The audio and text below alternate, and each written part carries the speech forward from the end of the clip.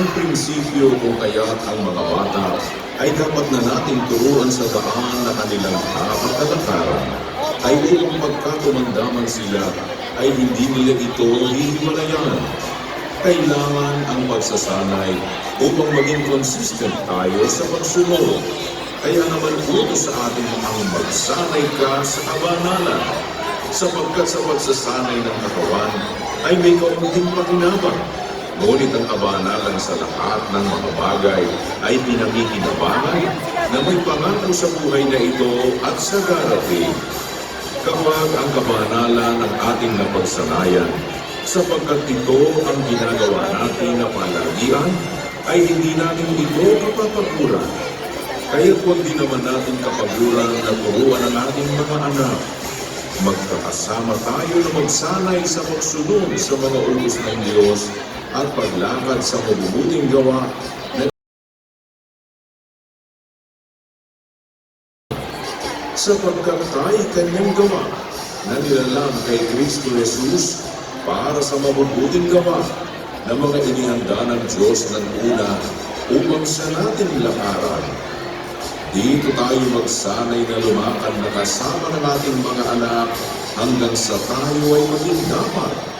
Ihambog natin magkakapatid ang bilang ng ating mga supli.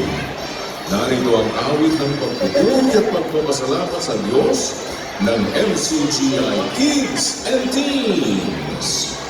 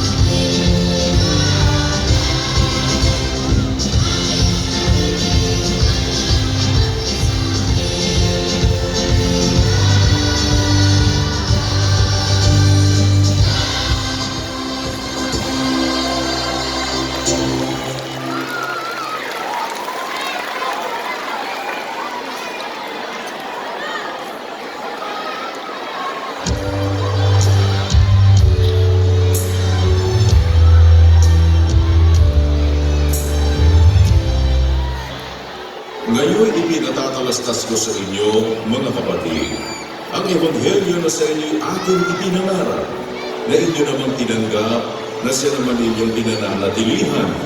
Sa pamamagitan naman ito'y ligtas kayo kung matyaga ninyong iingatan ang salitang ipinangaral ko sa inyo, maliban na kung kayo nagsisampalataya ng walang kabuluhan. Bilang mga lingkod ng Diyos ay kailangan nating manatili sa mga aral ng Ebanghelyo na ating tinanggap. Sa pamamagitan nito ay makatitiyak tayo na maliligtas tayo. Hawakan natin ang mahigpit ang duro at huwag tayong